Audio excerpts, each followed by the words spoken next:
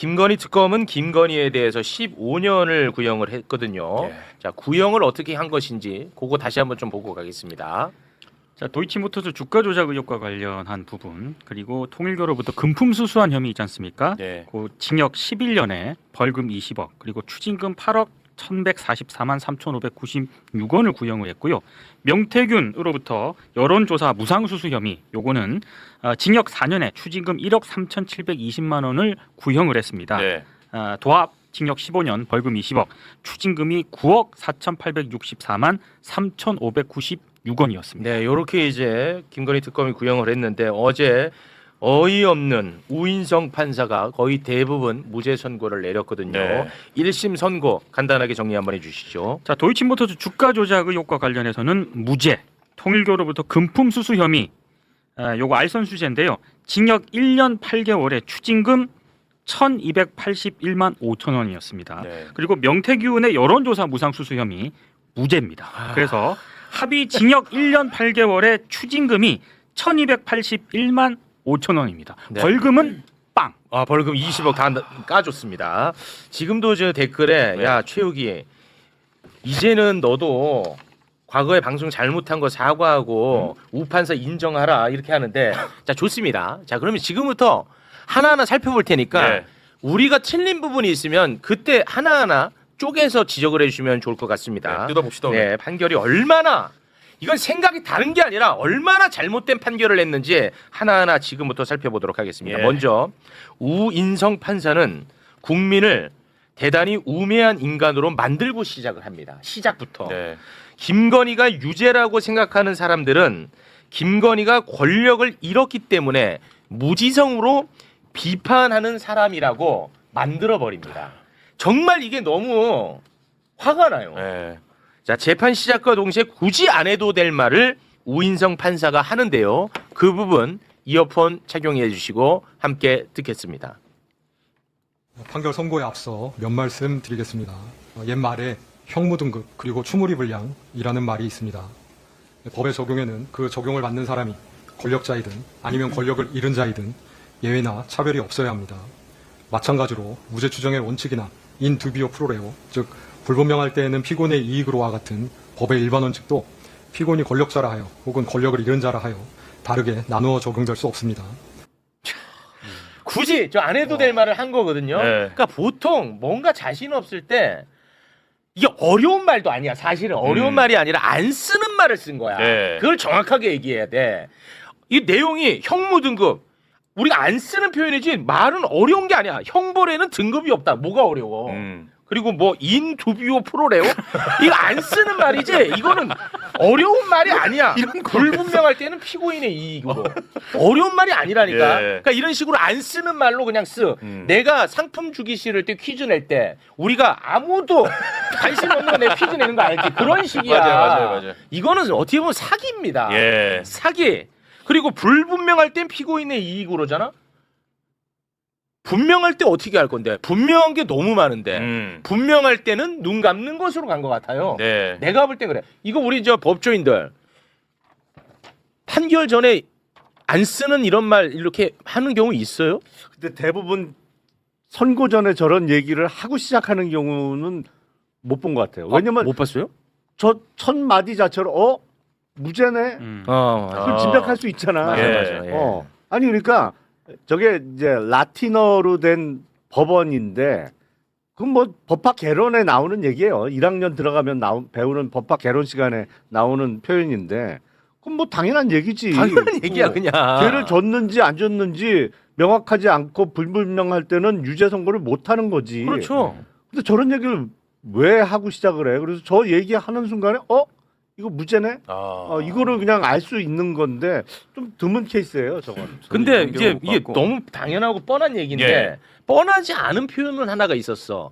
권력이 잃은 자라는 표현은 우리가 안 쓰거든요. 권력이 있든 없든 뭐 요렇게 이제 우리가 표현하는데 아, 그렇죠. 권력 잃은 자라고 해가지고 네. 자 김건희 맞춤형입니다. 아. 딱 저희 이런 경우는 거의 본 적이 없고 한 번 비슷한 거 본 적이 있어요. 네. 오히려 엄하게 할 경우. 엄하게 할 때. 다른 피고인들이랑 균형이 맞아야죠 하면서 구속시키고 시작하는 아. 그런 건 한번 봤어도 이런 식으로 봐주는 건 못 봤네요. 진짜. 아, 진짜 이 사람을 완전히 그러니까 국민들을 개 돼지로 보는 것 같아.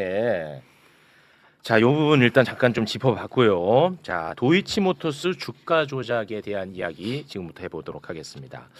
도이치모터스 주가 조작에 대한 우인성의 판단은 아주 단순했습니다. 그래. 주가 조작 있었다. 네. 있었다는 거 인정했습니다. 그리고 김건희 주가 조작의 인식도 있었다. 이것도 인정했어요. 인식 있었고. 그런데 김건희는 주가 조작범들하고 공모하지 않았다는 거야. 네. 그래서 김건희 무죄라는 겁니다. 그런데 지금 공모 관계가 아니라는 근거를 여러 가지를 댔어요. 예. 근데 그 중에 언론에서 별로 주목하지 않는 부분이 있어서 제가 그 부분만 좀 따로 떼왔는데요. 예를 들면 이런 거야. 10명이서 은행을 털어. 네. 그럼 10명이서 팀을 짜서 은행을 털면 10명은 공모 관계 있는 거잖아. 그렇죠. 그런데 그 중에 한 명이 예를 들어 김건희라고 해. 네. 은행을 터는데 한 명이 털어갖고 지가 턴 거를 지가 갖고 나가. 나머지는 털어갖고 해갖고 딱 해갖고 나눠 가져 돈을.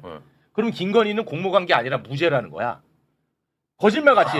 그렇게 어제 얘기를 했습니다. 그 공모지. 실제 10명이 들어가 은행에. 네. 김건희는 지가 턴 거 지가 갖고 나가. 나머지는 털어갖고 나눠 가졌어. 그래서 김건희는 공모관계가 아니라서 무죄. 진짜 그렇게 얘기했습니다. 함께 보겠습니다. 블랙펄은 2011년 1월 13일 피고인과 수익금을 정산하면서 피고인의 계좌에서 발생한 매매 차익만을 대상으로 수익을 정산하였는데 피고인과 블랙펄이 공모관계에 있었다면 피고인의 계좌에서 발생한 매매 차익만 계산할 것이 아니라 이 부분 공소 사실에서 시세 조종 세력이 시세 조종에 사용한 다른 계좌들 20여 개에서 발생한 매매 차익도 함께 고려하여 정산을 하였어야 할 것인데 그와 같은 형태로 정산이 이루어진 바 없습니다. 이러한 사정들 때문에 시세 조종 세력이 피고인을 공동정범으로 여기며 함께 범행을 수행하려는 의사가 있었다고 보이지 않습니다. 따라서 가사 피고인이 시세 조종 행위에 대한 인식이 있으면서 이를 용인하였다 하더라도 피고인에게 방조의 성립은 변론으로 하더라도 공동정범이 성립할 수는 없다고 보입니다. 이 미친 거 아닙니까? 최욱 씨 얘기 듣고 보니까 진짜 맞지? 심각하다. 와. 그러니까 뭐 말을 뭐 우리가 평소에 쓰지 않는 표현으로 네. 하니까 뭐 좀 못 알아듣는 것 같은데 내가 말한 거랑 다르지 않다니까. 말대로 가면은요 모든 주가 조작 사건에서 쩐주를 처벌하려면 그 쩐주가 본을 100% 됐어야 돼요. 99%라도 됐으면 1% 줬는데 걔는 모르잖아 하면서 공범이 안 되는 거예요. 지금. 네. 이게 말이 되냐? 이거를 내가 법조인을 모시고 설명 듣는 것도 웃겨, 솔직히. 아니 검사님 이거는 아무리 검사님이 우리랑 생각 다르신 분이라도 이거는 아니잖아요. 생각이 뭘 달러? 다르게. 나도 무죄가 좀 이상하다고 생각하는데. 와, 왜냐하면 이게 공범이 아니래. 김건희 피고인이 본인 입으로 증권회사 직원한테 얘기한 게 녹음된 파일이 있잖아요. 네. 이거 수익 40% 주기로 했다. 그러니까 맞습니다. 놀라잖아. 그렇게 네. 많이요? 아니 그러니까 주가 조작은 계좌 하나 갖고 못 하죠. 네. 그러니까 김건희 계좌만 갖고는 주가를 띄울 수가 없어요. 이제 주가 조작을 하기 위해서는 띄우는 거, 올리는 것도 중요하지만 떨어지지 않게 방어해야죠. 받치는 것도 중요하잖아요. 맞습니다. 그러니까 김건희 계좌 하나 갖고는 그게 안 돼. 근데 왜 김건희 계좌만 그 정산을 받아가냐? 거기서 들어간 돈이 많으니까 그렇지. 네. 거기서 난 수익도 많으니까. 네. 그리고 공동정범이 성립하지 않는다고 하면 이른바 7초 매매가 설명이 안 돼요. 12시. 그러니까 그게 맞아요. 주가 조작의 공범 간에 메시지를 주고받잖아요. 그렇습니다. 8만 조 때려 주삼. 예. 그러니까 떨어주라고 전해주삼. 네. 그러니까 7초 후에 김건희가 직접 주문을 내잖아. 네. 3,300원에 8만 조 매도 주문을 직접 내잖아요. 그렇습니다. 아니 그게 공모지. 그렇죠. 그게 그러면 의사소통 없이 김건희가 우연히 그렇게 주문을 냈다는 말이 거예요? 안 되죠. 그게 설명이 안 되는 그게 거지. 공모지. 야, 난 진짜 이거를 지금 해석도 해야 돼? 야, 이걸 해석한다는 것도 나는 열받는다니까. 보통 이거는 그냥 법학과 가면 1학년 때 배우는 거거든요. 공모, 공동정범, 네. 방조범 이게. 공동정범은 그냥 쉽게 말하면 기능적 행위지배 이런 말 하는데 그냥 뭐냐면 분업적으로 어떤 역할을 분담하면 되는 거예요. 똑같이 하지 않아도 예를 들면 그렇지. 절도죄를 저지르는데 망 보는 애 따로 있고. 누군가는 들어가서 훔치지만 그렇지. 그거는 망을 보잖아요. 그렇지. 망 본 사람은 자기가 직접 물건에 손도 안 댔어. 그렇지. 그래도 얘는 공동 정범이야. 그렇지. 1학년에서 배워 이거는. 아. 심지어는 그 망보기로 했던 애가 실제로 망을 안 봐도 공동 정범이에요. 실제 사례인데 망보를 하다가 담배 피고 싶은데 그래서 담배 피러 가서 딴데 그 망을 안 봤어요. 그 사이에 범행이 끝나버렸어. 이래도 공동 정범이라는 거예요. 그래. 망을 보기로 했으니까. 아. 그 1학년이 배우는 것도 이런데 와. 그걸 지금 정면으로 지금 반하는 판결을 하고 있단 말이에요. 와. 그리고 대단한 판결이야. 저 부분은 도대체 이해가 안 되는데 무죄를 이제 얘기를 하면서 방조범은 변론으로 하고. 변론으로 그러니까 지가 하더라고 봤을 때 그러잖아요. 방조는 된다고 생각하는 그렇지. 거야. 예. 근데 그러니까 우리가 한덕수 피고인 사례에서 봤지만 처음에 그때 내란 특검에서 방조로 기소를 했어요. 예. 그렇습니다. 근데 재판하다가 이진관 재판부에서 이 공소장을 변경해라 예. 요청을 사실상 했죠. 네. 권유를 했죠. 네. 그러니까 주요 임무 종사자로 변경을 해라. 네. 근데 이것처럼 방조로 기소됐는데 그거보다 더 높은 형을 받을 수 있는 더 큰 범죄. 이게 내란의 공범이잖아. 주요 네. 임무 종사자는. 네. 그거를 유죄를 쓰려면 공소장 변경이 있어야 돼요. 네. 공소장 변경 없이는 작은 죄로 기소된 거를 큰 크게 죄로 할 수는 없어. 선고할 수 네네. 없어. 다만 음. 이것처럼 공동 정범으로 주가 조작의 공범으로 기소된 사건의 경우에 심리를 해보니까 공동 정범은 안 될 것 같고 방조는 돼. 그러면 공소장 변경 없어도 방조에 대해서 유죄 선고를 할 수 있어요. 아, 그래요? 네. 실제 사례가 그거는 있습니다. 아, 진짜로? 네, 예전에 그 아, 여고생하고 여대생 둘이서 초등학생 납치해갖고 죽이는 사건이 있었어요. 아마 기억하실 거예요. 아파트에서. 한 명은 맞아요. 죽여라 카톡 보내고 네. 한 명이 실제로 가서 죽였거든요. 네. 그때 죽여라 한 사람에 대해서 둘 다 살인죄 공동정범으로 기소가 됐는데 죽여라 한 친구는 직권으로 살인 방조죄가 인정이 됐어요. 아. 공소장 변경 안 했는데. 안 했는데도. 이게 왜 그러냐면 물론 이게 대법원은 그렇게 얘기해. 판사들 책임지기 싫으니까 안 해도 재량이기 때문에 그 판사에게는 책임은 없다. 안 인정 안 해도 된다. 근데 그렇지만 단서를 달아나요. 그렇게 안 해가지고 처벌을 면케 해주는 것이 네. 현저히 정의와 형평에 반하는 경우에는 그렇지. 인정을 해야 된다. 아. 그러니까 이건 뭐냐면요. 그러니까 이 사람이 만약에 한덕수 재판을 했으면 한덕수 무죄 나온 거예요. 맞습니다. 지금. 네. 그렇지. 이렇게 현저히 정의와 형평에 반하잖아요. 그렇습니다. 주가 조작도 그런 것이고 네. 그렇다면은 공소장 변경 요구를 하든지 아니면 직권으로 축소 사실인 방조범을 인정을 했어야죠. 물론 이제 공동정범이 맞다고 저는 보지만 그렇죠. 우리가 네. 한 1000번 양보하고 얘기를 하는 그렇죠, 거야. 그렇죠. 네. 방조범을 인정했어야 되는데, 그러니까 이 사람은 김건희를 봐줄 결심을 이미 한 거예요. 그렇지. 여기서 내가 이 한 마디라도 방조 얘기를 꺼내면은 공소장 변경 검사에서 해버릴 거 아니야. 조마조마했던 것 같아. 네. 하지 마라. 방조 얘기 꺼내지 마라. 해놓고 그냥 진짜. 무죄. 와. 이렇게 내린 거죠. 나도 이 대목이 진짜 열받더라고. 그러니까 우리가 5만 보 양보해서 이 우인성이가 봤을 때는 요거 김건희가 주가 조작 방조는 되는 것 같은 거야. 예. 근데 공소장은 공동정범으로 돼 있어. 그래서 혼자서 요 방조는 죄가 되는데 이 바보들 안 했구나. 그럼 나는 무죄할 건데 이러고 연기했지만. 있어. 실제로. 그러고 나서 그 얘기를 또 합니다. 그러니까 예. 본인이 방조범으로는 되는 것 같다고 아까 봤지. 예, 맞습니다. 그것과 관련해서 이거는 나는 판단하지 않겠다는 얘기를 또 해요. 이게 얼마나 악의적으로 나쁩니까? 함께 보시겠습니다. 이 사건에서 방조의 성립 여부는 공방의 대상이 아니었기 때문에 방조의 성립 여부에 관하여는 더 나아가 판단하지 아니합니다. 와, 진짜 이거는 반드시 어떤 목적이 없고는 이렇게까지는 못합니다. 방조를 적용할 수 있었네요. 본인도 그렇게 판단하잖아. 실질 그리고 어제 보니까 일부 이제 뭐 큰 방송에 나오는 법률가 분들이 왜 안 했냐 이거. 그러니까 특검을 비판하죠. 그러니까 재판부를 그죠 특검을 비판할 수도 있고 그러니까 왜 그 방조죄를 직권으로 인정하지 않았냐에 대해서 재판부 실드를 치는 분도 계시더라고요. 뭐라고 실드를 치냐면 실질적으로 그러니까 이런 걸 변경하려면 피고인의 방어권을 보장해야 되는데 실질적으로 피고인의 방어권 보장에 장애가 가지 않는 범위 내에서만 방조죄를 인정할 수 있게 되어 있다. 근데 이거를 그냥 직권으로 방조죄로 바로 인정을 해버리면 불이탈을 맞아가지고 방조범에 대해서도 내가 그러니까 변론을 했을 수 있는데 그 기회를 안 주고 했으니까 위법해가지고 이게 항소심 가면은 파기가 되고 뭐 이렇게 책 잡힐 수도 있으니까 재판부는 굉장히 좀 조심한 걸로 보입니다. 이렇게 얘기를 하는 분도 계시더라고요. 아 그래요? 근데요.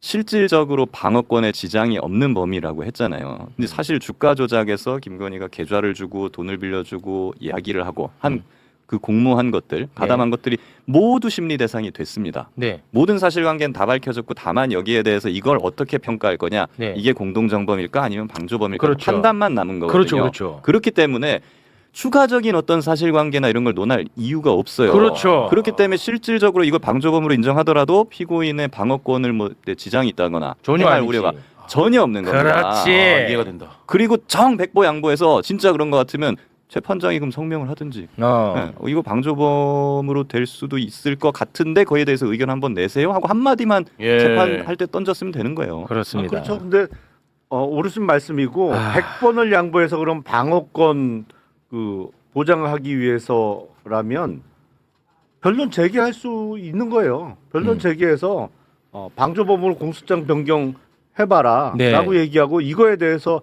피고인 측 의견 내라. 네. 그러면 방어권 행사 기회를 주는 거잖아. 그렇죠. 네. 충분히 할 수 있죠. 그렇게 그렇습니다. 해도 뭐 잘못된 게 아닌데 이런 망구 얘기 없이 왜 다 무죄 쓰고 방조는 될 것 같은데라는 사정을 왜 붙이냐고. 실제 재판에서는 그거 많이 나와요. 성명 준비 명령이라고 그냥 종이로 막 보내요. 검사 피고인한테 방조범에 대해서 의견 내세요 이런 식으로 많이 옵니다. 그런 거. 많이 와요. 예. 저 제 재판에서도 한 5번 받았으니까. 아, 성명 준비 그랬어요? 명령이 그러니까 내가 볼 때 이거 부족해. 공소장이 이상해.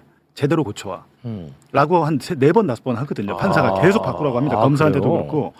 근데 저는 이제 한 말씀 드리고 싶은 게 이분이 그럼 예전에 어떤 판결을 했는지 궁금하잖아요. 우인성 판사. 네, 우인성 판사가. 근데 제가 보니까 대체로 어떤 패턴이 있냐면 네. 피고인이 엘리트, 소위 말하는 대한민국에서 엘리트 의사라든지 아니면 변호사라든지 이럴 때 봐주기 판결을 많이 했어요. 실제로. 실제로. 그러니까 실제로 엘리트 기득권층으로 분류되는 피고인들한테 지금 2024년에 의대생이 강남 한복판 빌딩에서 본인의 여자친구를 잔혹하게 그 살해합니다. 유명한 사건입니다. 근데 어느 정도 잔혹했냐면 회칼을 사가지고 여자친구의 목 부위를 10여 차례 왼쪽을 한 다음에 안 될 것 같으니까 의사니까 경동맥이 어딘지 알잖아요. 그러니까 우측 오른쪽을 또 수차례 가운데 눈과 코를 또 칼로 상하게 합니다. 알았어. 이렇게 했는데 당시에 검찰이 징역 사형을 내려달라고 구형을 했어요. 사형 구형. 요즘 사형 구형 잘 안 하잖아요. 네. 워낙 잔혹하기 워낙 때문에 잔혹하고. 반성의 기미도 없고. 근데 네. 우인성 부장판사가 1심 판사였는데 징역 26년을 내렸습니다. 와 대폭 깎았네. 예. 이거는 고의적인 살인이고 반성의 기미도 없는데 나중에 그때도 이랬던 것 같아. 판결문에 없는 얘기를 좀 한 거예요. 이 의대생에 대해서 이 의대생이 보니까 2018년에 수능 만점자 전국 수석을 한 친구예요. 네. 근데 그리고 연대 의대생이었고 네. 그런데 사회적 기여를 할 수 있다 얘가 나중에 사회적 기여를 할 수 있다면서 재범의 우려가 없다는 식으로 얘기를 한 거예요. 판결을 선고할 때. 그게 나중에 알려지면서 방송에 나와서 난리가 났더라고요. 근데 2심 재판부에서 무슨 소리야 하면서 징역 26년을 더해가 그러니까 플러스해서 징역 30년에 5년의 보호 관찰을 추가로 때립니다. 35년을 한 거예요. 얘는 이제 안 되는 거잖아요. 얘는 사회적으로 봤을 때 보호 관찰이란 거는 나오면 또 그럴 것 위험하다는 같으니까 이렇게 된 케이스가 있고 강용석 변호사가 2021년에 가로세로 연구소에서 강용석과 김세희가 이재명 후보가 중고등학교를 안 나왔다. 소년원에 있어서 범죄를 저지르고 이렇게 얘기했잖아요. 요거에 대해서도 1심 판사였는데 그 부분에 대해서 무죄. 무죄? 예. 무죄. 그리고 유죄가 내려준 부분은 불륜이 있어서 혼외자가 있어. 요거에 대해서만 벌금 700에서 1000만 원을 내린 거예요. 근데 2심에서 강용석이 징역형의 집행유예로 바뀝니다. 이 부분은 명백하게 대선 후보 이재명을 떨어뜨리기 위해서 고의적으로 한 거라고 해서 강용석 변호사잖아요. 김세희는 벌금형 그대로 유지됐는데 2심에서도 1심에서 강용석만 징역형으로 벌금에서 징역형으로 업그레이드가 됐죠. 그리고 장영하 변호사라고 조직폭력 박철민 성남국제 마피아파 걔가 감옥에 있으면서 장영하를 선임을 해가지고 언론 플레이를 했잖아요. 그래갖고 국민의힘 김용판 의원이 그때 당시도 2022년 1월경에 기자회견을 하죠. 조직폭력배가 이재명 측에 20억 원을 상납했다. 난리가 났었죠. 난리가 났었는데 이후에 이제 선거 끝나고 검찰이 장영하를 기소를 안 해요. 장영하를 그 조직폭력배 박철민만 기소를 해서 처벌을 받는데 나중에 민주당이 야 장영하를 왜 수사를 안 해? 라고 해가지고 법원이 결정합니다. 그걸 재정신청이라고. 검찰에서는 끝까지 기소 안 하려고 버텼던 거예요. 그래서 기소를 했는데 어렵게 했잖아요. 민주당이 해가지고. 근데 장영하가 1심에서 무죄를 받아요. 장영하 변호사도 박철민한테 속은 거야. 몰랐어 장영하는. 이렇게 하면서 장영하한테 무죄를 줘요. 그게 우인성 부장판사. 문제가 좀 근데 있네. 이 사건 또한 2심에서 아니야 장영하 너 다 알고 있었어. 징역형의 집행유예. 2심에서 바뀝니다. 그러니까 어제 이 판결도 야. 항소심에서 많이 뒤집어질 것 같아요. 아니 그러니까 그거는 뭐 근데 그건 그런데 이 패턴을 보면 전형적인 엘리트 기득권층에 대해서 관대한 판결을 내리고 있는데 마찬가지로 윤석열 김건희도 대한민국 최고 권력자의 기득권층이잖아요. 네. 그래서 저는 이렇게 했다고 보거든요. 그냥 머릿속에 이런 인식 자체가 있는 게 아닌가. 심각하네. 예전 판결들을 보면. 심지어는 김건희 권력을 피고인의 잃었다고 더 경우에는 봐준다. 더 봐준다. 권력 불쌍한 불쌍한 건 맞는데 엘리트는 아니잖아. 아니 그러니까 그 이제 대한민국 대통령 영부인이었으니까 그래서 뭐 엘리트만 봐준다기보다는 내가 볼 때는 어떤 정치적 성향이 있는 것 같은데. 그리고 사실 슬픈 얘기긴 한데 서초동에서 변론을 할 때 만약에 피고인이 학생이다 뭐 이러면은 대부분이 사실 얘 공부 잘합니다. 더 잘할 수 있습니다. 그걸 어필해요? 봐주십시오. 이렇게 어필 많이 하고요. 와. 이렇게 어필하는 게 솔직히 효과가 좋아요. 효과 좋아.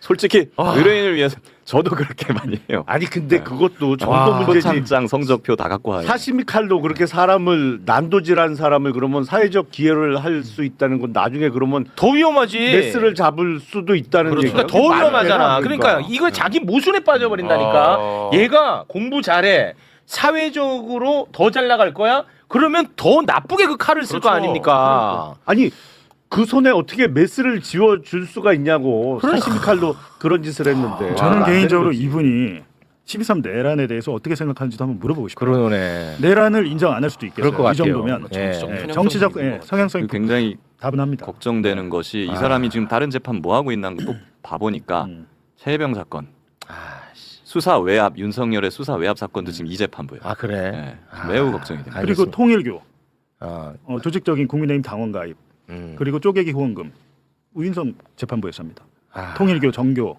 유착. 오케이 알겠습니다. 그러면 저희가 또 다룰 게 많기 때문에 주가 조작 관련해서는 뭐 이 정도 선에서 저희가 또 마무리 짓게. 이 주가 조작 관련해서 털어준 이유를 보면 열받는 대목들이 진짜 많아. 특히 그 공소시효 관련해 갖고 사람 진짜 열받게 한다. 그 참고로 방송 전에 계속 화냈잖아요. 네, 그건 좀 얘기 시간 관계상 그건 좀 넘어가도록 하겠습니다. 자, 명태균 정치자금법 위반 혐의에 대해서는 진짜 우인성은 무죄를 주려고 작정을 한 것처럼 보입니다. 이게 정말 심각한데요. 하나하나 쪼개서 살펴보도록 하겠습니다.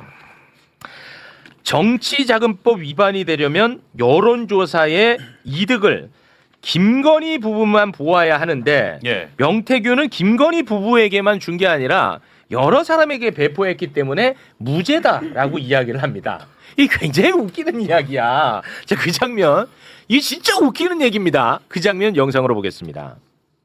명태균이 피고인 부부에게 전속적으로 제공하기 위하여 여론조사를 실시한 것이 아니라 자신이 운영하던 미래한국연구소의 영업활동의 일환으로 정기적으로 실시하던 여론조사 결과를 피고인 부부를 비롯하여 여러 사람들에게 배포한 것으로 보일 뿐이어서 이를 두고 피고인 부부가 여론조사 비용 상당의 재산상 이익을 취득한 것으로 볼 수 없습니다.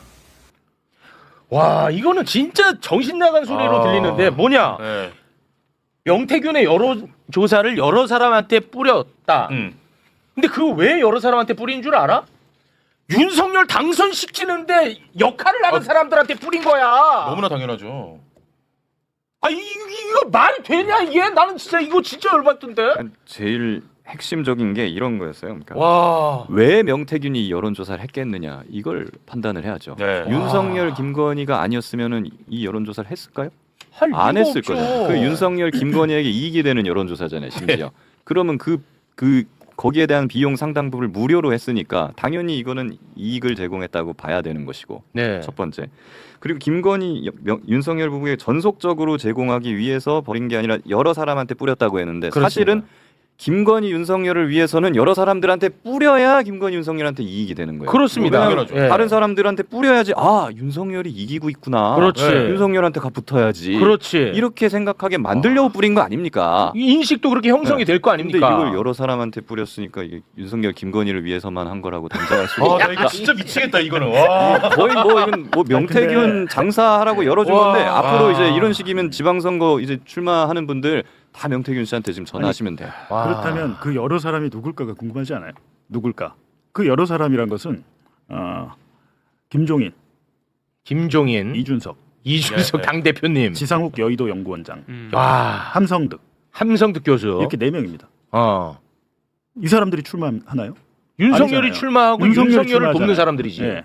근데 그 4명에 대한 거 진술이 어디서 나냐면 예를 들면 명태균이 김종인한테 보낸 카카오톡이나 여론조사 결과 보낸 카카오톡이나 물증은 없어요. 이거는 진술에 의한 거거든요. 진술에. 근데 그 진술은 사실은 믿을 수도 있고 못 믿을 수도 있는데 네. 거기에 대해서 그냥 이 판사는 믿어버린 거죠. 야 윤석열 김건희만 독점적으로 받았어야 되는데 대다수가 다 공유가 됐고 독점적으로 받은 것은 3건이야라고 얘기했습니다. 네. 그거 확인 안 됩니다. 거짓말이에요. 아 그런가요? 3건만 윤석열 김건희가 받았다고 볼 수 없어요. 아, 그건 거짓말입니다. 아 그래요? 그렇게 특정을 할 수가 없어요. 왜냐하면 물증이 없어요. 우리가 뉴스타파에서 제가 김건희 윤석열 카카오톡 그 SNS 메시지 공개했잖아요. 네. 거기서 비공표 여론조사 4건 플러스 공표용 여론조사까지 총 여론조사는 10여 건인데 열 몇 차례예요.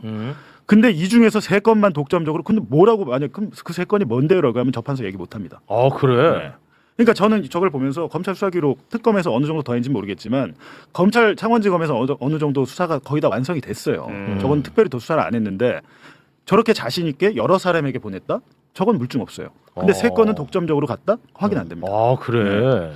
저런 아. 부분이죠. 그럼 이 그러니까 사실관계 파악도 제대로 안 돼 있다는 거네. 여론조사가 2개로 좀 나눠볼 수가 있죠. 그러니까 국민의힘 내부 당내 경선이 이루어질 때 했던 여론조사. 네. 그렇죠. 그때는 비공표, 공표가 의미가 없는 게 비공표가 더 크게 그렇지, 작용해. 비공표를 이렇게 도표로 만들어서 국민의힘 대선 후보가 윤석열 후보. 그러니까 그때 홍준표가 아닌 윤석열이 돼야 대선을 이긴다. 뭐 이거를 쫙 뿌렸던 거잖아요. 네. 사실은 쫙 뿌렸고. 그러니까 당연히 윤석열 김건희 부부에게 전속적으로 갈 수가 없지. 그 뿌려야 되는데. 당연하죠. 이 사람 저 사람 봐야 여론을 그걸 형성할 만들어서 거 아니야. 뿌리지. 여론을 형성하는 그렇지. 거잖아. 그리고 이제 공천이 확정된 이후에 또 실시된 여론조사는 사실은 지금 언급한 그 사람들이 봤어요.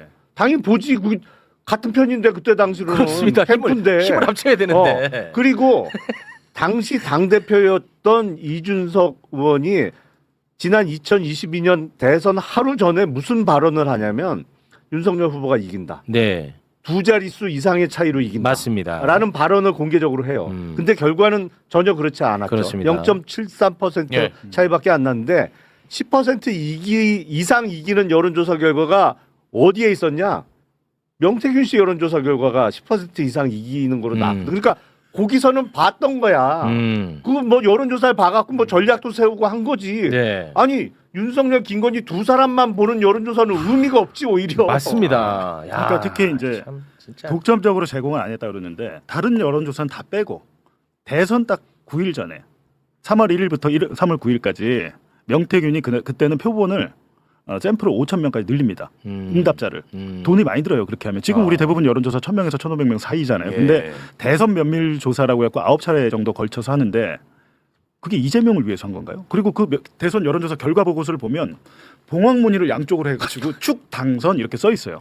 그리고 마지막 3월 8일에 했던 축 당선 그거 명태균 여론조사가 당시 캠프에 있었던 신용환 정책총괄지원실장 외장하드에서 나온 거예요. 나중에 보니까 이게 당연히 윤하고 윤석열하고 김건희한테도 갔겠지만 캠프로도 들어가서 활용이 됐다는 증거가 나온 거잖아요. 네. 그럼 이게 뭐 이재명을 위해서 명태균이 한 건가요? 그 아니면 윤석열- 자기 자신을 위해서 명태균이? 윤석열입니다. 예. 예. 근데 독점적으로 제공된 게 3건이다? 어떻게 이런 얘기를 하지? 라는 의문이 드는 거죠. 심각합니다. 그 3건만 준 게 맞다고 치더라도 그 논리 중에 이게 있거든요.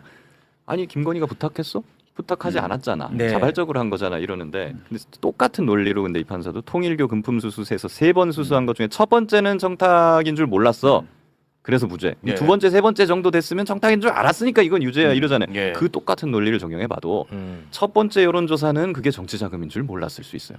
계속 주면 두 번, 세 번, 네 번. 그렇지. 그건 당연히 정치 자금인 줄 그러네. 알아야 되는 거 아닙니까? 네, 자기 세계관 안에서도 충돌한다는 부분을 예. 들어주신 겁니다. 자, 여러분 더 가관은 또 남아 있습니다. 정치자금법 위반이 되려면 김건희와 명태균이 계약을 체결했어야 되는데 이게 맞지 이거. 계약서가 없으니까 이거는 문제가 없지 않느냐. 아니 왜 내 얘기가 틀려요? 하면서 또 근거를 또 제시합니다. 여러분 제 얘기가 이상합니까? 같은 시기에 여의도 연구원이랑은 계약서 체결했던데?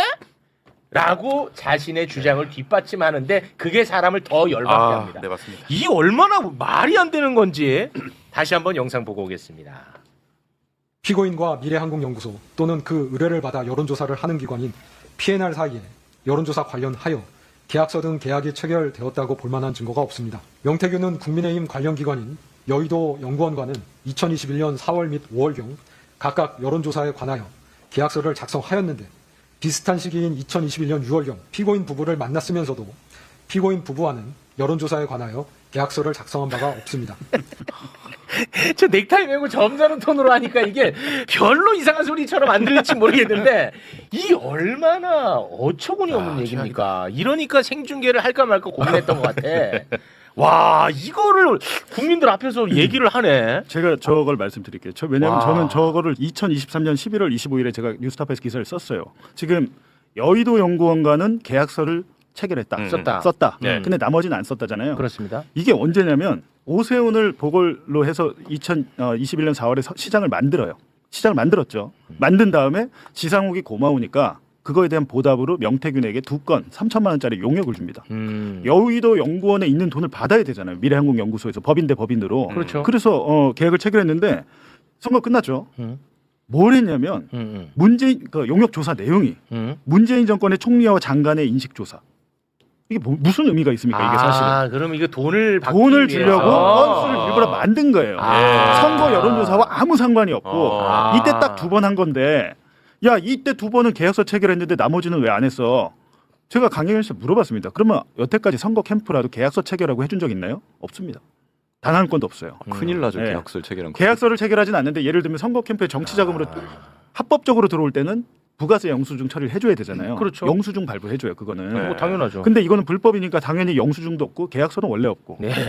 근데 여의도 연구원 이 2건을 갖다가 네. 문재인 정권의 총리와 장관에 대한 인식 조사 하나마나 한 거 돈 주려고 그냥 한 거를. 그건 또 몰랐네. 그러니까 마치 그런 것 같아요. 이게 보면 가끔 뇌물 사건 있잖아요. 뇌물을 주고 받을 때는 당연히 계약서 안 쓰죠. 누가 야 내가 너한테 뇌물 1억 줄 테니까 너 이 뇌물 1억 받고 나한테 어떤 이권 뭐 사업권이나 뭘 주기로 한다. 이런 계약서 쓰는 사람은 없잖아. 네. 그런데 가끔 뇌물 사건에 차용증이 등장하는 경우가 있어요. 이건 사후적으로 이거 수사 들어올 것 같은데 문제 될 것 같은데 그러면 사후적으로 차용증을 만들어 1억 빌린 거다 내가 이런 식으로. 사후적으로 여의도 연구원하고 맺었다는 계약서가 마치 그런 거야. 차용증. 사후적으로 당 돈을 꺼내 써야 되니까 명태균을 주기 위해서 외관을 만든 거예요. 그런데 이걸 거꾸로 뇌물을 분명히 이쪽에서 이쪽으로 1억을 줬는데 야 차용증이 없네. 차용증이 없으니까 이거 무죄야. 차용증 없이 주고받았으니까 무죄야. 이런 논리하고 비슷해. 누가 나쁜 짓 하는데 계약서 쓰고 나쁜 짓 하는 사람이 어디 있어요? 이런 논리면은요. 사실 뭐 박근혜 최순실도 무죄예요. 네. 계약서 안 쓰고 뇌물 받았을 거 아닙니까? 그렇습니다. 그리고 요즘 많이 문제가 되는 사실 뭐 강선우 의원이나 김경수 의원 맞아. 똑같은 논리로 무죄죠. 그렇죠. 어제 권성동도 무죄인데 네. 거긴 어떻게 유죄가 나왔는지 권성동. 모르겠어요. 우리도 계약서 안 썼는데. 계약서 썼나 통일교랑? 거기는 이따가 뭐 2년 받은 거 얘기하겠습니다. 그리고 그 여의도 연구원 그 3천만 원은 제가 그때 쓴 기사를 보니까 오세훈 보궐선거 때 13차례 이상을 해줬어요. 여론조사를. 근데 스폰서라는 김한정 씨가 대납한 금액은 3,300만 원 굉장히 적잖아요. 네. 거기에 대한 보전 차원으로 3천만 원을 더 준 거다. 그러니까 오세훈 시장 그 여론조사 비용을 다른 용역, 가짜 용역을 만들어서 보전해 준 거다. 근데 이게 윤석열, 김건희 뭐 무슨 상관인지 모르겠습니다. 그렇지. 별도의 사건이죠. 별도의 사건입니다. 이게 정말 예리한 지적입니다. 자, 그러면은 사람들은 속으로 이런 생각을 하겠죠. 아니, 그럼 명태균이 미쳤다고 윤석열 부부한테 공짜로 여론조사 해주냐 이렇게 당연히 생각 따라 붙죠. 우리는. 그렇죠. 여기에 대해서도 또 우인성은 또 막아냅니다. 대단합니다. 네. 에이, 여러분들 그렇게 생각하지 마세요. 명태균은요 지방선거 예비 후보한테 2억 원 슈킹 해먹었잖아. 그러니까 윤석열한테 돈 안 받아도 되지. 힘들다 이 점점. 대단한 사람이야. 아. 아니, 진짜 우인성은 그러니까 이거는 그러니까 김건희를 무죄로 해줄 마음을 먹지 않고서는 이거 어렵습니다. 이거 만약에 변호사가 이 논리 구성했으면 의뢰인이 야 이 미친놈아 이렇게 했을 것 같아. 자, 그 장면 영상으로 보겠습니다. 명태균은 스스로의 정치적 성향에 기인하여 영업을 위해 정치 판세를 읽고 분석하기 위해 자발적으로 여론조사를 실시할 동기도 있었던 것으로 보입니다. 이러한 분석을 토대로 피고인 부부에게 선거 관련한 상담 및 조언을 하면서 선거를 도운 것으로 보이는데 명태균이 피고인 부부에게 선거 관련한 상담 및 조언을 하였다고 하여 그것을 두고 여론조사 비용 상당액의 이익을 피고인 부부가 얻은 것으로 볼 수는 없습니다. 실제 이 사건 여론조사 비용은 지방자치단체 관련 선거에 출마하려는 예비 후보자들로부터 받은 2억 4천만 원가량 및 그 외 여론조사를 의뢰한 사람들로부터 받은 돈으로 이미 충당되었던 것으로 보입니다.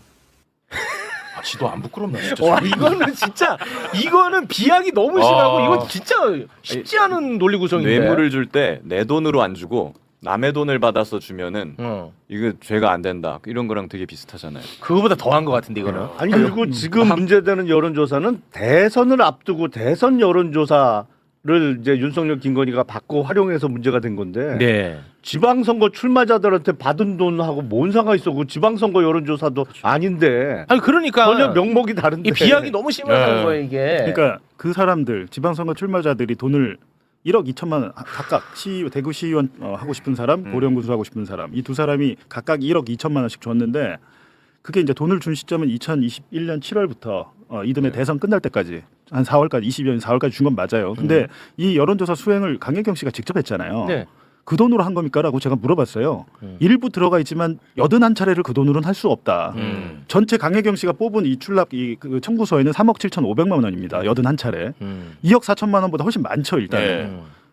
이번에 특검이 구형할 때도 여론조사 비용을 2억 7천으로 1억 깎았어요. 2억 7천이어도 이 선거자들이 낸 것보다 많은데 저는 이게 말이 안 된다고 생각하는 게 남의 돈으로 하면 그게 범죄 아닌가? 내가 내 돈 내서 했으면 범죄가 안 되지만 네. 남이 대납했기 때문에 범죄가 되잖아요. 네. 오세훈도 그것 때문에 그런 거 아니에요? 스폰서가 그렇습니다. 대납했기 때문에. 김한정 씨 대납. 지금 이거를 무죄의 증거로 쓰고 있는 거잖아요. 이게 말이 안 된다니까. 대납을 했으면 그게 유죄의 증거여야 되겠는데. 그렇죠. 어처구니가 없는 이게 말 거죠. 나온 김에 요거 연결해서 보겠습니다. 자 이렇게 되면은 강혜경 씨가 작성한 여론조사 비용 청구서가 해결이 안 돼요. 왜냐하면 이거 실물로 있거든. 이거는 여론조사 비용 그 파일 있잖아요. 그거 좀 올려줘 보세요. 이게 실물로 존재해. 예. 그리고 실제로 이거를 들고 윤석열 만나러 간다고 얘기를 합니다. 네. 명태균이. 그리고 실제로 우인성도 만났다는 것까지는 인정해.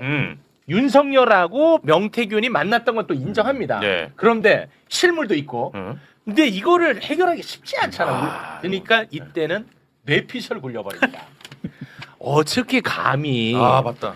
당선인 신분한테 돈을 달라고 할 수 있겠냐. 그냥 뇌피셜로 그냥 퉁 치고 넘어가 버려요. 심각해요. 이거는 진짜 대단합니다. 네. 그 장면 영상으로 보겠습니다. 2022년 3월경 엑셀 파일에 기재된 비용은 과도하게 계산되어 있습니다. 2022년 3월 9일 대통령 선거 이후 그달 하순경 명태균은 피고인을 만난 것으로 보이는데 막 대통령으로 당선된 사람의 배우자에게 허위 내용이 기재된 서류로 비용을 청구한다는 것은 납득하기 어렵습니다. 즉 엑셀 파일은 명태균이 자신이 비용을 들여 여론조사를 하고 정치 판세를 분석하면서 선거에 도움을 주었음을 나타내기 위한 것일 수는 있어도 그것을 가지고 피고인에게 여론조사 비용을 청구하려 하였을 것으로 보이지는 않습니다. 이게 진짜 대단한 것 같아. 인성이 덜 된 것 같아. 우인성 판사는 진짜 아니 대통령 만들어 가지고 내가 돈 받으려고 여론조사를 했는데 대통령 만들었더니 어떻게 대통령님한테 감히 돈을 달라고 해? 감히 당선인한테. 그럼 낙선하면 청구하냐? 와 이거 진짜 이거를 이거 봐. 대단하다니까. 네, 저게 이제 이화영 와. 전 부지사 대북 송금 1심 사건에서 신진우 부장판사가 저런 표현을 썼죠. 쌍방울 같은 중견 기업의 회장 김성태가 주가 조작을 굳이 할 이유가 없다. 진짜로? 중견 기업의 회장이 굳이 주가 조작을 왜 하냐 와. 할 것으로 보이지 않는다. 비슷해요 표현도. 야, 와, 그러면 네. 권오수는 김성태보다 영 못한 사람이네. 완전히. 김성태 씨 주가 조작 처벌 전력도 많잖아요. 그러니까. 많잖아. 그럼에도 거기 불구하고 출신이 뭔데 거기가. 네, 와. 저렇게 얘기를 하는데 일단 저건 또 웃긴 게 바가지 썼다는 거 아니에요 지금. 이게 너무 바가지 과도하게 썼다. 지적을 했다는 거야. 바가지 썼던데 갖고 간 건 맞는데 뭐 했는지 아닌지 모르겠지만 일단 와. 저 이후에 벌어진 일들이 결과론적으로 봤을 때 공천을 받았잖아요. 자, 그 얘기 할게요. 예. 얘기하고 연결할게요. 예. 이게 진짜 갈수록 계산인데, 자, 무상으로 여론조사 해줬지. 그건 팩트지. 그렇죠. 그럼 윤석열이가 받았으니까 이제 뭔가를 줘야 될 거 아니야. 해줘야죠. 그게 김영선 공천이잖아. 네, 말이 맞네. 아니 이거는 우리가 따질 필요가 없어요. 이보다 완벽한 증거가 그렇죠. 없어요. 전 세계에 이보다 완벽한 증거가 예. 없어요. 왜냐? 말이 많다. 공천해주라고 했다. 예. 하면서 명확하게 그리고 또 이게 김건희 목소리까지 다 담겨 있습니다. 이보다 완벽할 수는 없는 증거. 오랜만이지만 워낙 중요하기 때문에 다시 한번 듣고 오겠습니다.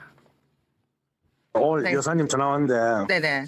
내 고마움 때문에 네네. 김영수 걱정하지 말라고 내보 고맙다고 네네. 야, 자기 선물이래. 아, 하여튼 입 조심해야 돼요. 알겠습니다. 네네네. 난리 뒤집어진다. 알겠습니다. 네.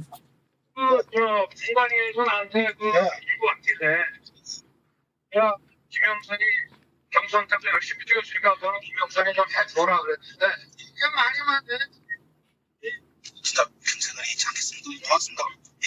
아예 사모님. 윤석열 얘기 나오지. 아니, 지금 당선자가요. 예. 여보세요? 네네. 네, 당선인이 저기 지금 전화를 했는데, 예. 하여튼 당선인 이름 팔지 말고 그냥 미르라고 했어요. 지금 전화해서. 아예 고맙습니다. 당연하죠. 권성동하고 저기 윤한영이가 반대하더만 보니까 그렇죠? 예, 그럼 당선인이 뜻이라고 그렇게 해야 된다고 윤상현 아빠가 했는 것 같더라고요. 네네네. 그렇게 하다가 너무 걱정하지 마세요. 잘 될 거예요. 잘 될 거니까 예. 한번 지켜보시죠 뭐. 예, 고맙습니다. 예, 잊지 않겠습니다. 제가. 네, 선생님. 예, 내일 가서 뵙겠습니다. 네, 예. 선생님. 예. 자, 그리고 실제로 공천됐고. 그러니까요. 이거는 진짜 완벽한 증거잖아. 이거는 제 아무리 날고 뛰는 우인성도 해결하기 어렵잖아. 어렵지. 요건 어렵잖아. 빼박인데. 요거는 어렵잖아. 네. 요거 해냅니다. 요거 해냅니다. 우인성. 자, 요걸 어떻게 해내냐. 만약에 김건희 부부가 무상으로 여론조사를 받고 그 대가로 김영선에게 공천을 만약에 줬다면 네. 왜 명태균이가 김건희 윤석열 부부 말고 다른 루트를 통해서도 부탁을 했겠냐. 그러니까 공천 대가 아니지라는 기적의 논리를 펴니다. 그런데 그 이유는 이 증거 안에 다 들어있잖아요. 당에다가 얘기를 했는데도 말이 많은 그러니까요. 거야 얘네들이. 네. 그러니까 최고 대빵한테 또 얘기를 그렇지. 하는 거거든. 네. 이 증거로 다 설명이 되는데도 불구하고 우인성이는 그걸로 갑니다. 자, 그 장면 영상 보겠습니다. 만약 피고인이 2021년 3월 하순경 명태균을 만나 여론조사의 대가로 김영선에 대한 공천을 확언하였다면 명태균이 2021년 4월 2일경부터 5월 9일경까지 이준석, 윤상현, 피고인 부부, 한모 씨 등 여러 사람들에게 지속적으로 연락하면서 김영선을 공천해줄 것을 부탁하지는 아니하였을 것입니다. 특히 피고인에게 거듭하여 공천을 부탁하지는 아니하였을 것입니다. 실제 김영선에 대한 공천은 국민의힘 공천심사위원회에서 위원들 사이의 토론을 거쳐 투표에 의하여 결정된 것으로 보입니다. 와. 자기도 찔리는 것 같아요. 말하면서 자꾸 버벅거려. 막.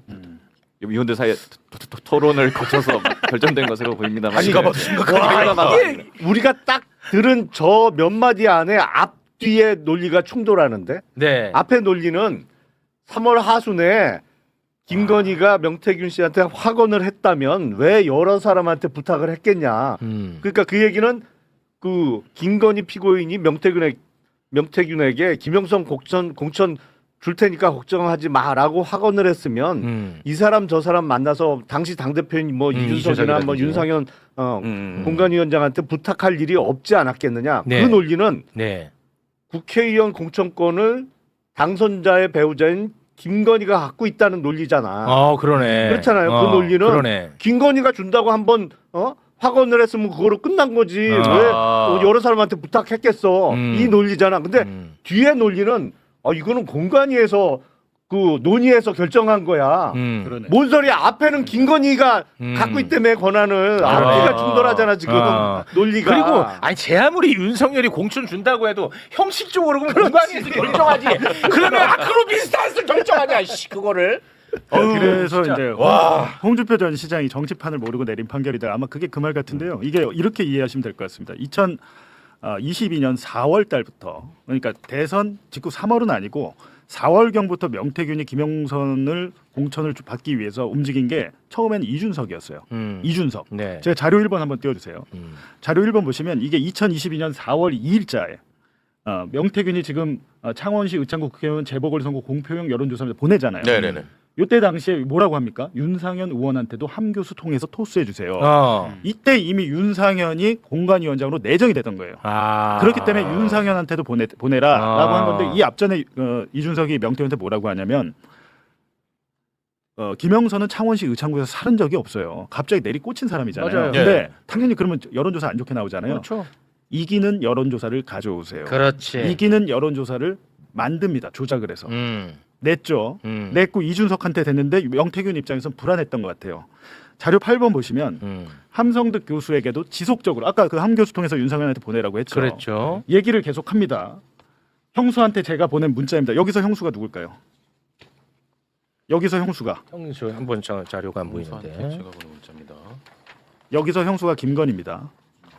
네. 김건희한테 보낸 문자를 함성득 교수한테 토스를 하면서 살려주세요. 대통령님과 사모님의 충복이 되겠습니다. 윤상현 의원에게 전화해서 말씀 좀 해주세요. 김영선을 전략 공천 주라고 해주세요.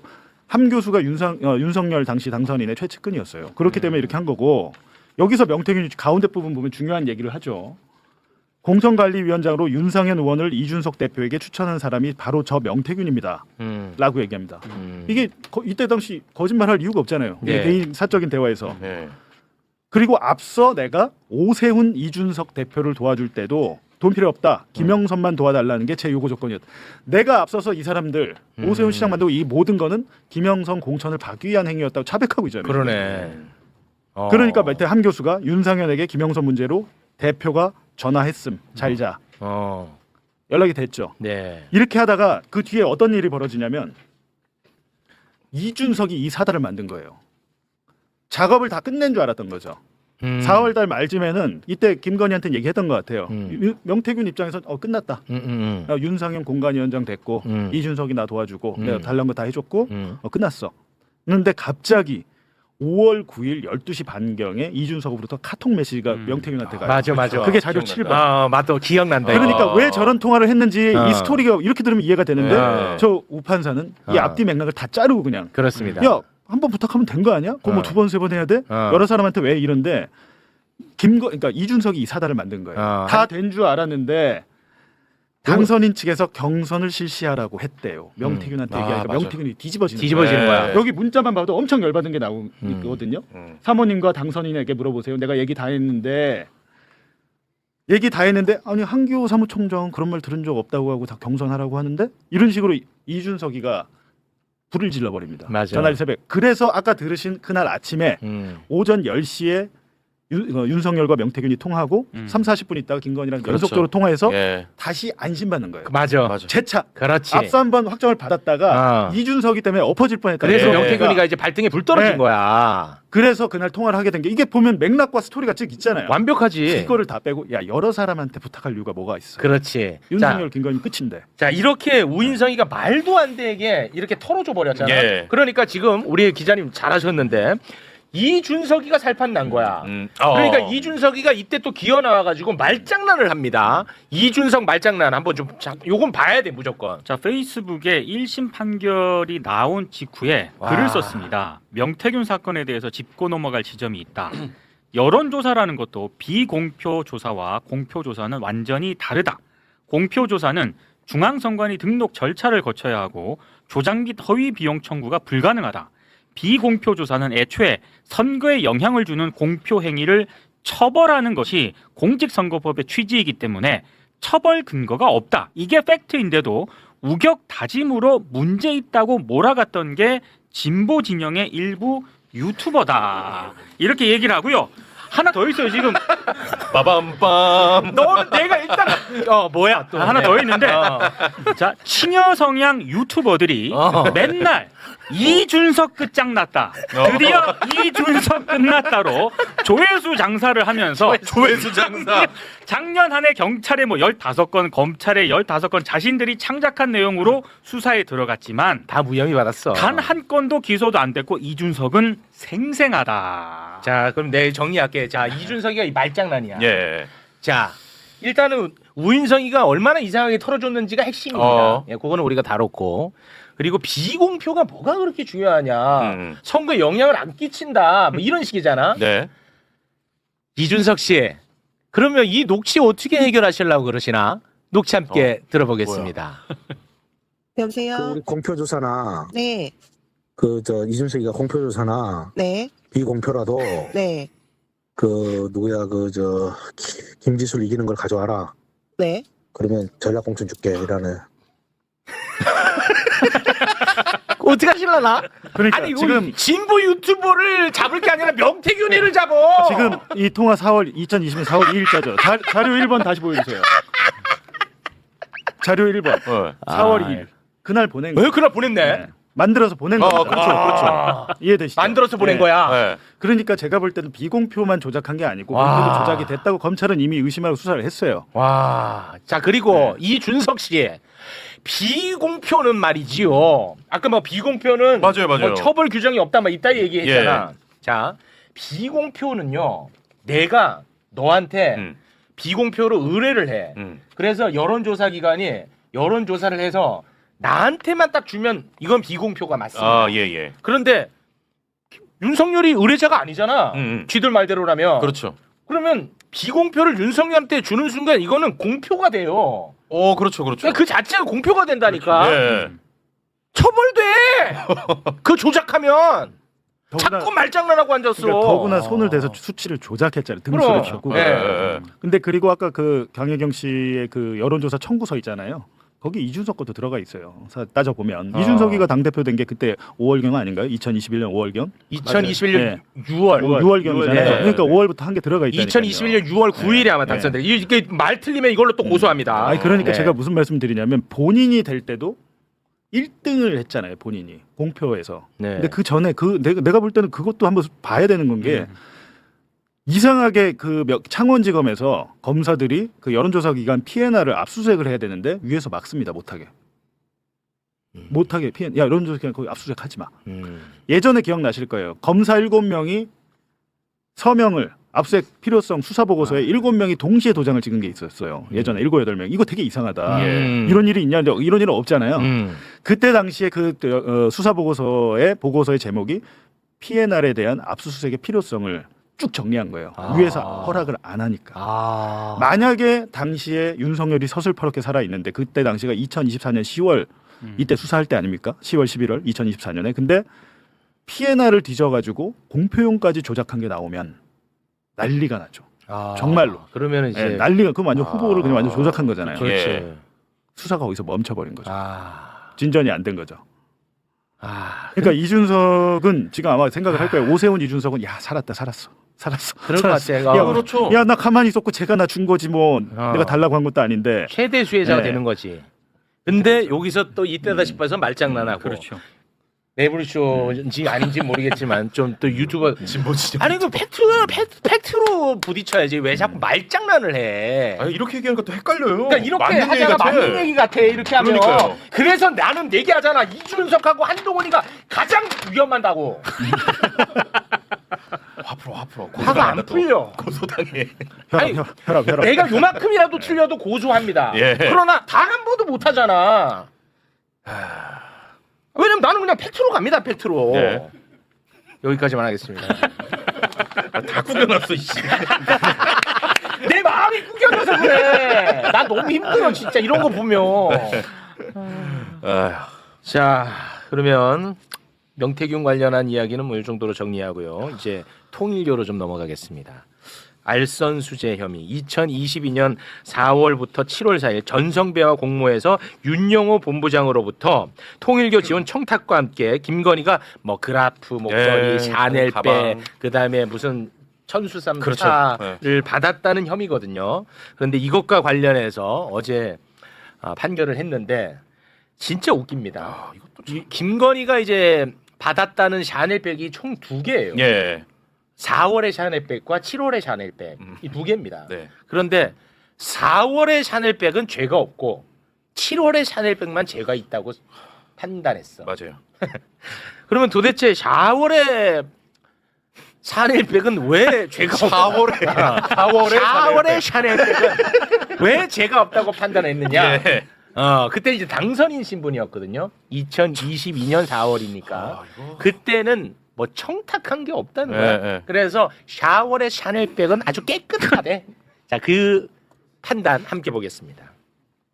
2022년 3월 30일경 피고인이 윤영호에게 대선을 도와줘서 고맙다는 취지로 윤영호는 피고인에게 대통령 당선을 축하한다는 취지로 전화 통화를 하였으나 이는 의례적인 표현이고 대화 내용 중 청탁이라고 볼 만한 것이 없고 그 시경부터 가방을 수수할 당시까지도 청탁이라고 볼 만한 것이 없어 이를 전제로 하여 알선 명목으로 금품을 받은 것으로 볼 수는 없습니다. 야, 그러면 내가 이거 하나 물어보자. 그러니까 피고인이 윤영호에게 대선을 도와줘서 고맙다는 취지라는 거야. 예. 아니 김건희가 윤영호에게 고마운데 왜 윤영호가 김건희에게 샤넬백을 주냐? 아니 얘기를 한번 해봐. 그렇지. 김건희가 윤영호한테 고마워. 그런데 샤넬백은 윤영호가 김건희한테 왜 줘? 설명해. 설명이 안 되잖아. 그럼 이런 식이면 앞으로 다 뇌물 줍니다. 그럼요. 다 뇌물 주면 저런 돼요. 논리라면 이른바 당선 축하금이라는 명목으로 뭐 샤넬백 아니라 돈을 줘도 무죄라는 그렇죠, 논리밖에 안 돼요. 맞아요. 그렇잖아요. 다 돼. 당선을 축하합니다. 그러면서 당선 축하금 명목으로 줘. 그렇죠. 뭐 1억이든 10억이든. 그 전 논리대로 되면 다 돼. 다 무죄지. 그러니까. 아이고. 김기현은 어떻게 되는 거예요? 예? 김기현은 자기가 당선되고 로저 비비에를 선물했는데 그렇지. 감사합니다. 이거 어떻게 되는 거예요? 당선 사례로 쓴 예. 거지 그거는. 저 논리대로라면. 자, 근데 정말 가장 나는 고약한 대목이 마지막에 또 있었는데요. 네. 우인성 판사는 김건희가 그라프 목걸이를 받아놓고 받지 않았다고 아직까지 거짓말한다고 얘기를 해요. 이 우인성이 그렇게 생각하고 있습니다. 이 김건희 여러분 이 나쁜 여자입니다. 그라프 목걸이 받아놓고 아직도 이 여자는요 그라프 목걸이를 안 받았다고 얘기를 해요. 네. 라고 본인이 판단해. 그러면서 김건희는 반성하고 있다고 감경을 해준대. 나는 이게 진짜 이해가 안 가. 우인성 자신의 세계관 안에서도 막 충돌한다. 그렇죠. 안 맞네요. 안 맞아. 네. 끝까지 거짓말을 하고 있다고 우리한테 알려주면서 반성하고 있다고 감경을 한대. 안 맞지. 그리고 1년 8개월. 기록을 안 본 것 같아요. 예, 그거까지만 우리가 보고 네. 부연해 주시기 바라겠습니다. 함께 보겠습니다. 금품의 수수를 피고인이 먼저 요구한 바는 없습니다. 뒤늦게나마 가방 등을 공여받은 자신의 사려 깊지 못한 행동에 대하여 일부 자책하며 반성하고 있습니다. 별다른 범죄 전력이 없습니다. 이러한 점들은 유리한 양형사유로 고려합니다. 주문. 피고인을 징역 1년 8월에 처한다. 압수된 그라프 목걸이 1개를 몰수한다. 피고인으로부터 1281만 5천 원을 추징한다. 범죄 전력이 없다. 아니 뉴스 안 보세요? 그동안에 이거 다 덮어준 거잖아. 그러니까 검찰이 다 덮었잖아요. 그래서 범죄 전력 없는 거잖아. 뭐 하세요 두 분은? 아니 나 지금 심각한 의문이 제기돼서 그래요. 내가 여태까지 알기로는 네. 그러니까 서희건설에서 줬던 뭐야 반클리프 반클리프의 나펠 목걸이는 압수가 됐죠. 네, 그 실물이 나와버렸어요. 실물이 나왔어요. 네. 근데 그라프 목걸이는 못 찾았잖아. 그라프 목걸이 어디 있어요 지금? 못 찾은 그러니까 걸로 못 찾은 거잖아요. 아니, 그러니까 오빠 오빠의 장모 집에서 나오지 않았나요? 그 가짜를 하나 만들었다가 진짜는 오빠의 장모 집에서 압수가 된 걸로 기억이 되는데. 아니 그래서 끝까지 안 받았다 그런 거 아니야? 그게 압수가 됐었나요? 헷갈리는데 지금. 김건희 그 개목걸이만 기억나. 방클리프 앞에는 한동훈 집에서 나오지 않나?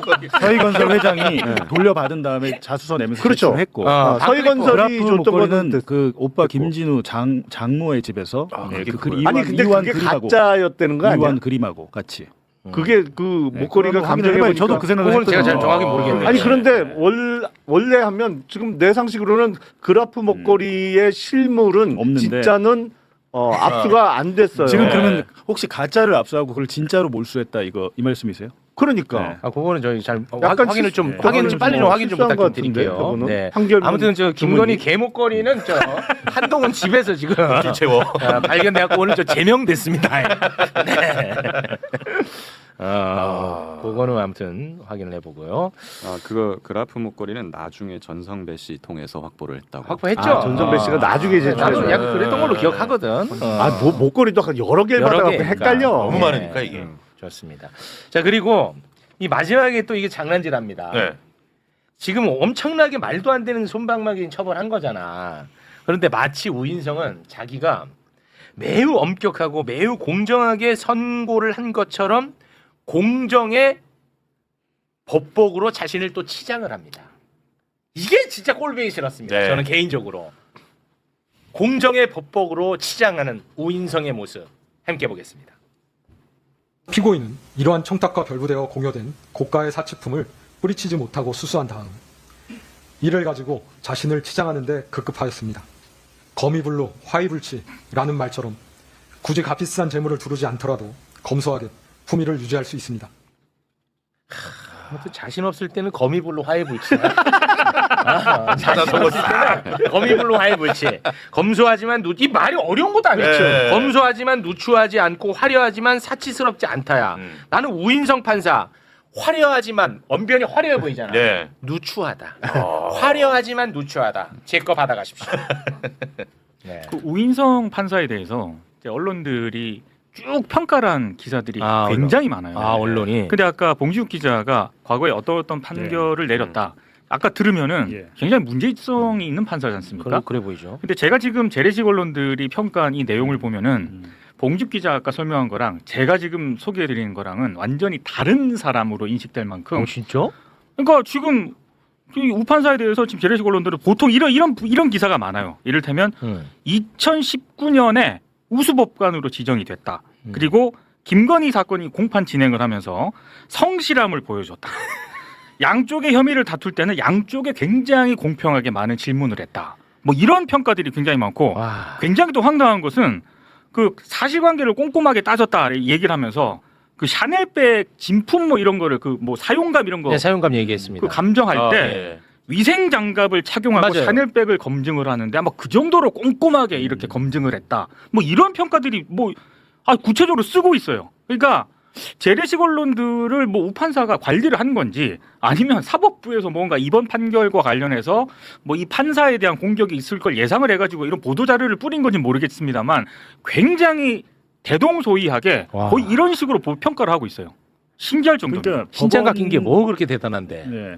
법원 출입하는 기자들은 뭐 이런 판사들부터 시작해서 대법관들까지도 같이 캠핑도 가고 그럽니다. 그래도 뭐 몇 박 며칠 그냥 놀러도 가고 해외여행도 같이 가고 그렇기 때문에 이제 그런 친분에서 그런 기사가 나오는 거죠. 근데 조용하고 차분하다. 증언 취지가 모호할 때는 날카로운 질문을 던졌다. 아니 다 이런 식으로 보도가 아니 나와요. 그런 걸 하지 말고 판사는 맨날 판결로 얘기한다며. 그럼 판결에 대해서 얘기를 해야지. 왜 흰 장갑에 대해서 얘기를 해? 판결에 대해서는 정말 그냥 그 선고한 거 있지 않습니까? 저도 지금 보도자료 들고 있잖아요. 이거 설명 자료.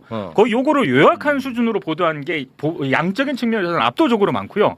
이를테면 지금 그럼 언론사들은 그걸 보고도 수긍이 가능하다는 거예요? 이건 진짜 단순 소개한 기사가 대부분 양쪽으로 많고 지금 매불쇼가 오늘 한 것처럼 이 판결이 어떤 문제점이 있다라는 거를 지적하는 거는 정말 극소수고요. 심지어 조선일보 같은 경우에는 특검 수사가 용두사미로 끝났다. 이렇게 거의 뭐 평가 절하하는 식으로 가고 언론 보도는 상당히 문제가 많습니다. 심각하다 진짜. 그리고 일부는 저 사자성어가 뭔 뜻인지 분석. 열심히 분석합니다. 네.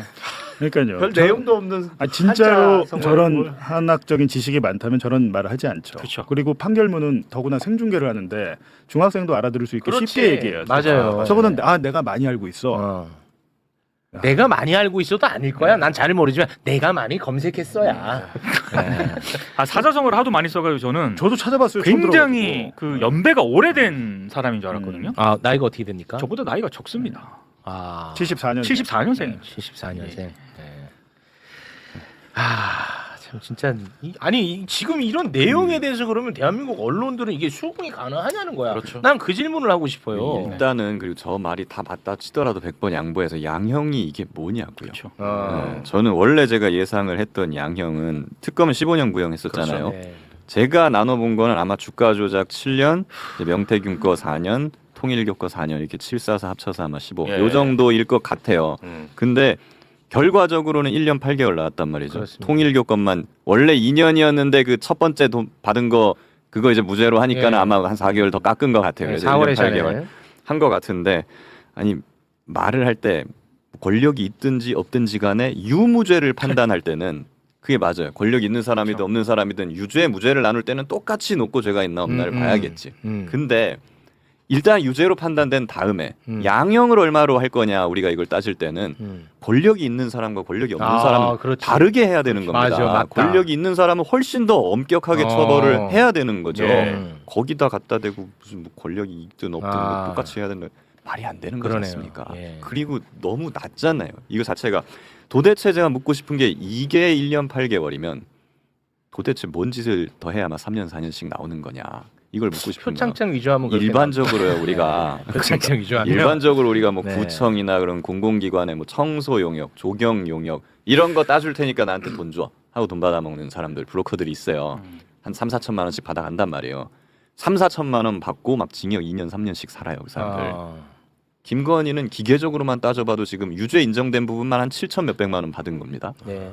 어떻게 1년 8개월이 나오죠 이게? 그러니까 100번 양보하고 네. 이게 맞다고 하더라도 양형이 굉장히 그렇죠. 적다는 아니, 거죠. 공공기관의 청소 입찰 용역 브로커들도 2년 3년이 나오는데 3천만 원, 4천만 원 받고 기계적으로만 따져보면은 그럼 김건희는 그 기준에만 맞춰도 한 최소한 4, 5년은 나와야 되는 거 아니에요?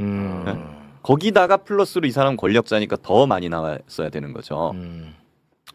제가 2021년인가 코로나 때 일감을 잃은 그 일용직 노동자들이 절도를 많이 했습니다. 실제로 네. 절도율이 좀 높아졌었어요 그때. 네. 근데 기억하실지 모르겠는데 구운 달걀 16개를 고시원에서 살면서 구운 달걀 16개를 셀프로 계산하고 먹어야 되는데 그냥 먹은 거예요. 배가 너무 고파서. 예. 그때 당시 그분이 징역 2년 나오게 생겼던 거예요. 1심 선고가 내려지기 직전에 제가 그걸 알아서 야 이게 말이 되냐. 물론 이분이 예전에도 절도 전과가 있기 때문에 누범으로 특가법이 적용이 돼가지고 징역 2년에 감경해도 징역 1년이라고 하더라고요.